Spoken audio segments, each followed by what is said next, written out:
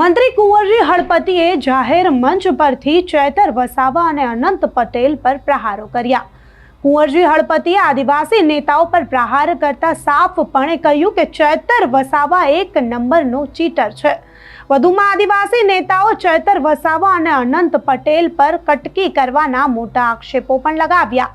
સાંભળી લઈએ મંત્રીને કે જાહેર મંચ પરથી મંત્રીજીએ બંને આદિવાસી નેતાઓનો ઉધડો અને મોટા આક્ષેપો લેતા વધુમાં શું કહ્યું।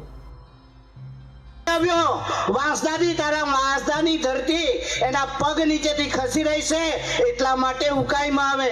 ચેતર વસાવા પેલો વસાવા છે, ચેતર વસાવા ચીટર છે, ચીટર એક નંબરનો। તાલુકા પંચાયતમાં એ પોતે પોતાની ગ્રાન્ટમાં 2% લેવા માટેના પ્રયાસ કરે। એ જ પ્રકારે આનંદ પટેલ એ વાંસદામાં 2% ની 10% માગણી કરે ને આંદોલન કરવું પડે। તમે વિચાર કરો, એ કોના માટે માંગે છે? પોતાના ગજવા માટે। અહીં અધિકારીઓ બેઠા છે, પૂછી લેવું કુંવરજીભાઈએ કોઈ દાડો રૂપિયાની અસર તમારી પાસે માગણી કરી હોય તો? કોઈ દિવસ મેં માગણી નથી કરી। આવી માગણી તમે શા માટે કરો છો? અને પછી આદિવાસીઓને ગુમરાહ કરવાનું કામ કરો છો। વાંસદાની તારા વાંસદાની ધરતી એના પગ નીચેથી ખસી રહી છે એટલા માટે ઉકાઈમાં આવે। ચેતર વસાવા પેલો વસાવા છે, ચેતર વસાવા ચીટર છે, ચીટર એક નંબરનો। તાલુકા પંચાયતમાં એ પોતે પોતાની ગ્રાન્ટમાં 2% લેવા માટેના પ્રયાસ કરે।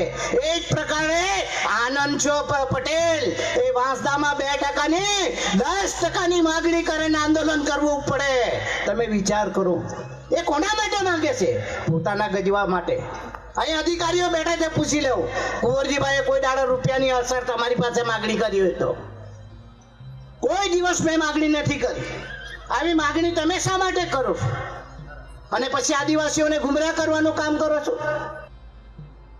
મંત્રી કુંવરજી હળપતિના આક્ષેપો પર ચેતર વસાવાએ પણ સણસણતા આક્ષેપો કર્યા છે। સાંભળીએ ચેતર વસાવાએ આક્ષેપો કરતા કુંવરજી હળપતિને શું જવાબ આપ્યો।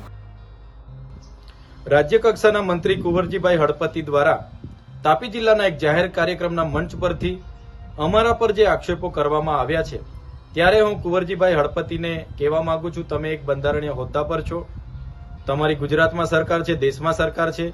જો અમે અમારી ગ્રાન્ટમાં ગેરરીતિ કરતા હોય એવા કોઈ પુરાવા તમારા પર હોય તો તમે અમારા પર કાયદેસરની કાર્યવાહી કરાવી શકો છો।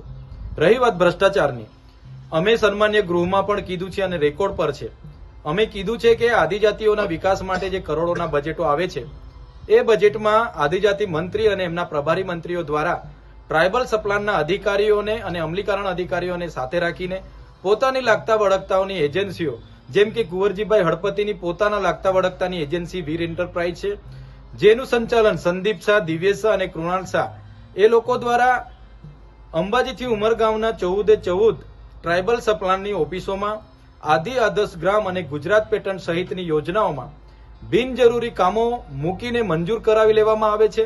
10 ગણા વધુ એસ્ટિમેટના બિલો પાસ કરાવી લેવામાં આવે છે, જેની છેલ્લા 5 વર્ષની તપાસ કરવામાં આવે તો હું ચેલેન્જ સાથે કેમ છું કે 2000 થી 2500 કરોડનું કુંવરજીભાઈ હળપતિ અને એમના આ એજન્સીનું કૌભાંડ બહાર આવે એવું છે। જે વાત મેં ગૃહમાં પણ કરી છે, જે આજે પણ રેકોર્ડ પર છે, ત્યારે જેનાથી એમને સીએમ સાહેબનો ઠપકો મળ્યો હશે, જેનાથી અકળાઈને આ ઉભરો એમણે ઠાલવ્યો હશે એવું હું માનું છું।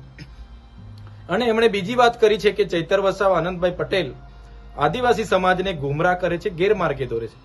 તમે આદિવાસી સમાજના શુભ ચિંતક હોવ તો આદિવાસીઓ માટે ગત નાણાકીય વર્ષ 2024-25માં 4373 કરોડની જોગવાઈ કરવામાં આવી હતી।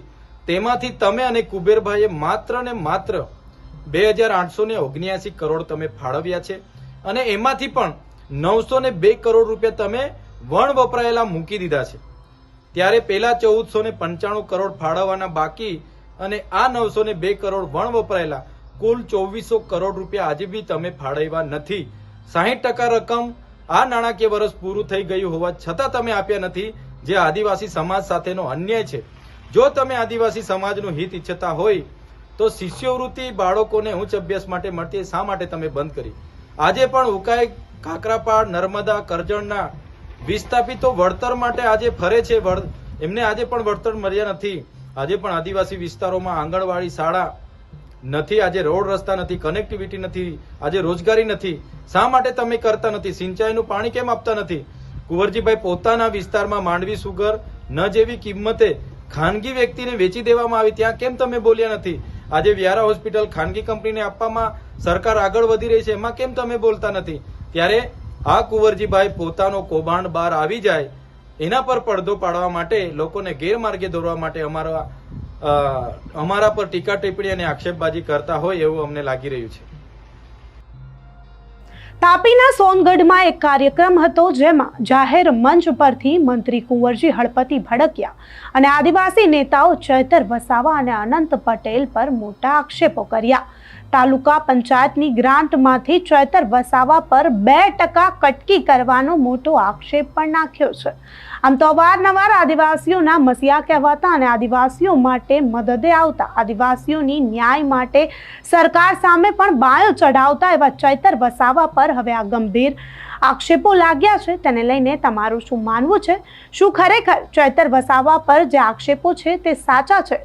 મંત્રી કુંવરજી હળપતિની આ વાત સાથે અને મંત્રી કુંવરજી હળપતિના આક્ષેપો સાથે તમે કેટલા સહમત છો? અમને કમેન્ટ કરી ચોક્કસથી જણાવજો તથા અમારી ચેનલ નિર્ભય ન્યૂઝને લાઇક, શેર અને સબસ્ક્રાઇબ કરવાનું ભૂલશો નહીં. આભાર.